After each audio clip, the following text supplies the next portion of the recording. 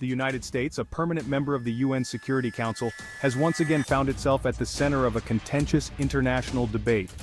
Recently, the US vetoed a resolution calling for an immediate ceasefire in the Gaza conflict, a move that has sparked widespread discussion and controversy. This marked the fourth time the US used its veto power to shield Israel from international pressure during this conflict, highlighting a consistent pattern in its foreign policy. The resolution, supported by 14 out of 15 council members, demanded an end to hostilities and the release of all hostages, reflecting a near-unanimous call for peace. The U.S. delegation argued that the resolution failed to address the critical issue of hostage release as a prerequisite for any ceasefire, emphasizing the complexity of the situation. Robert Wood, U.S. Deputy Ambassador to the UN, voiced concerns that such a resolution would embolden Hamas and prolong the conflict, rather than bring about a swift resolution. This decision ignited criticism from numerous countries, questioning the U.S.'s commitment to peace and its role in the international community. France, in particular, condemned the U.S. veto, citing a disregard for international humanitarian law and the urgent need for a ceasefire to prevent further loss of life. The U.S. found itself increasingly isolated as its veto was met with condemnation from various international organizations and human rights groups, who argued that the decision undermined efforts to achieve peace and stability in the region. As protests erupted in various countries and global leaders continued to discuss the Gaza conflict, the international community remained divided on the best path forward, with many calling for renewed diplomatic efforts and humanitarian aid to address the crisis. The hostage situation lies at the heart of the current impasse, adding significant complexity to the ongoing conflict. Hamas is holding over 250 individuals hostage, including both Israeli civilians and soldiers. The U.S. argues that any ceasefire must prioritize the immediate release of all hostages. They believe failing to do so would reward Hamas and encourage future hostage-taking incidents. Hamas views the hostages as valuable bargaining chips, demanding the release of Palestinian prisoners in exchange for the hostages. This stalemate has created a severe humanitarian crisis, leaving the families of the hostages in deep despair. The international community condemns Hamas's tactic of hostage-taking, but also criticizes Israel's refusal to negotiate for their release. The U.S. veto of the UN Security Council resolution sparked outrage worldwide. The decision was met with immediate backlash from various corners of the globe, with many questioning the motives behind the veto. China expressed deep concern over the escalating violence and questioned the U.S. commitment to protecting Palestinian civilians. Chinese officials emphasized the need for a balanced approach to ensure peace and stability in the region.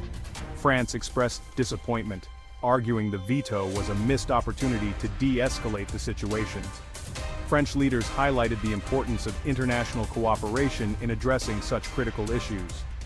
The French foreign minister called for the immediate cessation of hostilities and the resumption of dialogue. He stressed that diplomatic efforts were crucial to achieving a lasting peace. The UK emphasized the urgent need for a ceasefire and the resumption of humanitarian aid deliveries to Gaza. British officials underscored the humanitarian crisis unfolding in the region and the necessity of swift action. The U.S. faced criticism from various international organizations and human rights groups. These organizations argued that the veto undermined efforts to protect human rights and promote peace. Amnesty International accused the U.S. of hypocrisy, urging them to prioritize the lives and well-being of civilians. They called for a re-evaluation of policies that seemed to contradict the principles of human rights and justice. As the conflict rages on, the humanitarian situation in Gaza deteriorates rapidly. The streets are filled with the echoes of destruction, and the faces of the children reflect the deepening crisis.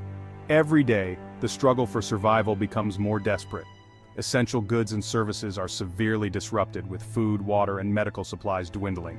The scarcity of these basic necessities has left the population in a state of constant anxiety, unsure of where their next meal or clean water will come from. Hospitals face chronic shortages of medicine, equipment, and qualified medical personnel. The medical staff, already stretched thin, work tirelessly to provide care with the limited resources available, often having to make heartbreaking decisions about who can be treated. The UN has issued dire warnings about the precarious humanitarian situation, highlighting the need for a ceasefire. International organizations are calling for immediate action to prevent further loss of life and to ensure that aid can reach those in desperate need. Over 1 million people in Gaza are displaced, seeking refuge in overcrowded shelters. Families are forced to live in makeshift tents with little privacy or comfort, and children sleep in crowded conditions, their futures uncertain. The UN has called for an immediate humanitarian pause to allow for aid delivery and civilian evacuation. This pause is crucial to provide relief to the suffering population and to facilitate the safe passage of civilians out of conflict zones. The situation in Gaza stands as a stark reminder of the devastating human cost of conflict and the urgent need for a peaceful resolution. The images of destruction and mourning underscore the profound impact on the civilian population, and the peace protests reflect a collective yearning for an end to the violence. Share your thoughts and insights on this evolving story. Subscribe for more updates and news.